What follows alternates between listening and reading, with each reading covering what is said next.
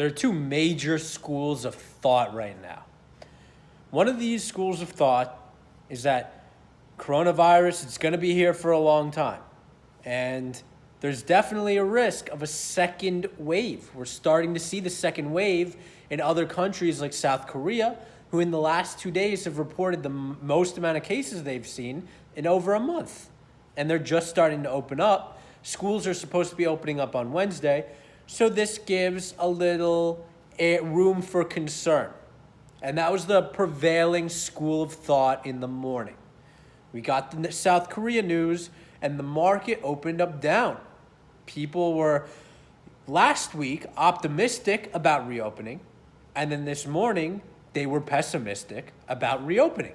So that's one school of thought. Now, the other school of thought says New York is starting to open up. Looks like we're going to begin those phases on Friday. And Trump is speaking right now on how great our testing capability is. 9 million tests already performed. That's 3% of the population. Pretty significant. A lot of manufacturing that has to be done to make those tests. Most testing per capita essentially in the world, essentially only behind Germany, who's much smaller and they're very technologically advanced. So we're happy about that. And it's a more optimistic school of thought that we should begin reopening. And we should begin reopening successfully without the need for a second lockdown, with the ability to withstand a possible second wave. And I stand more in that camp. I think with testing, and a lot of testing, we're going to find out that the death rate of this virus is significantly lower than what it looks like right now for two reasons. One, I'm going to go into first, is really unfortunate. So the recent stimulus package provided an incentive for hospitals to record deaths as COVID-related deaths. They didn't even need to test people for COVID to decide that it was a COVID-related death. Elon Musk was talking about this in the Joe Rogan interview.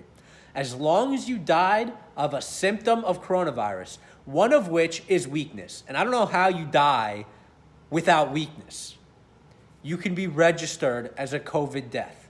That grants the hospital a $9,000 bonus. Not to the fault of the hospital. This leaves them with a very difficult moral issue.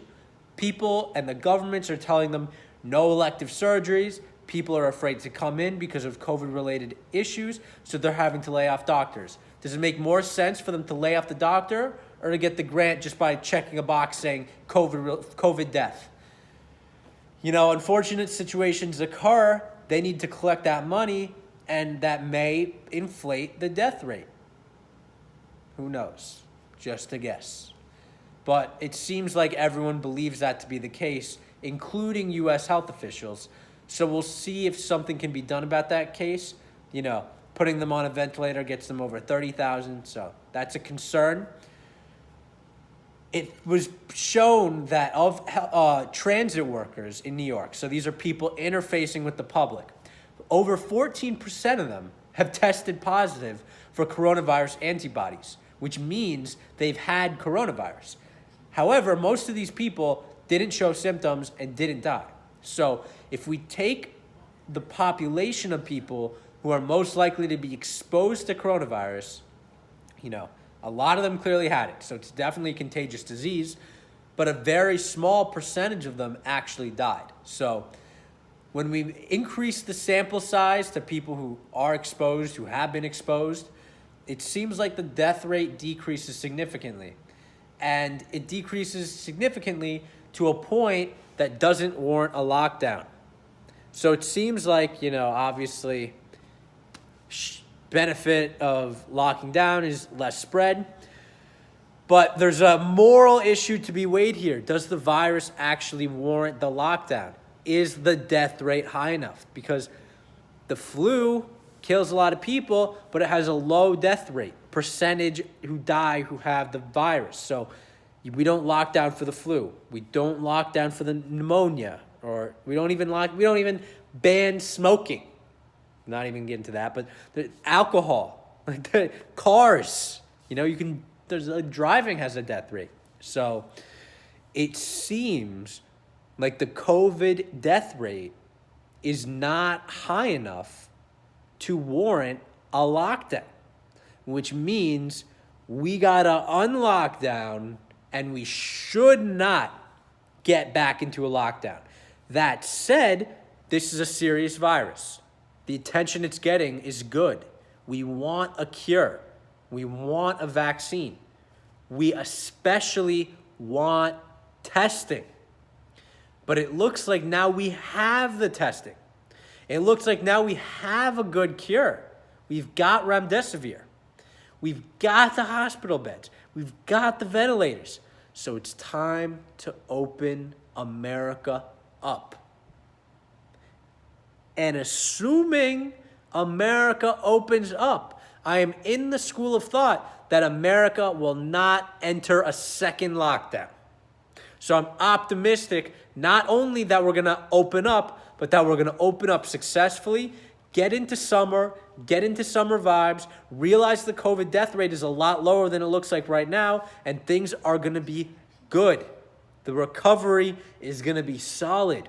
The economy is going to resume. The people are going to get rehired. We're going to bring back a new stimulus package that is not going to be cash in the hands of the people.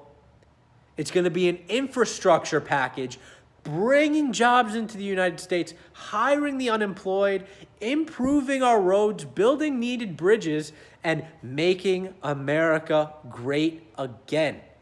With that state of mind that I want you to have, I want you to be investing in America.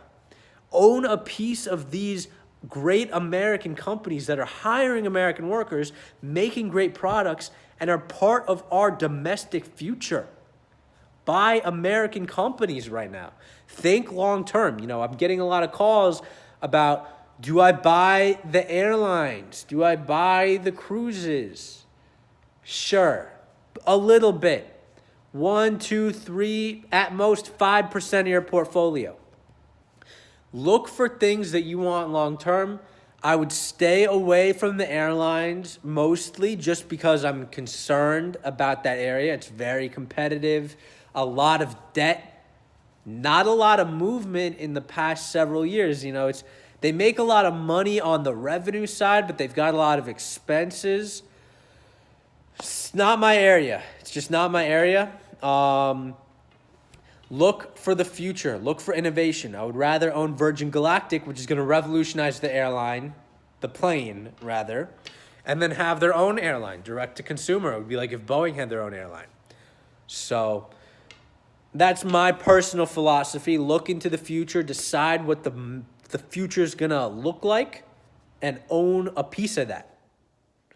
Buy American companies, own a piece of America's future, and you should do well. Bet on America, think long term. I'm in the school that we are going to open successfully and be okay, and we're going to find out that this lockdown probably wasn't needed. But you know what? No more dwelling on the past, only looking into the future.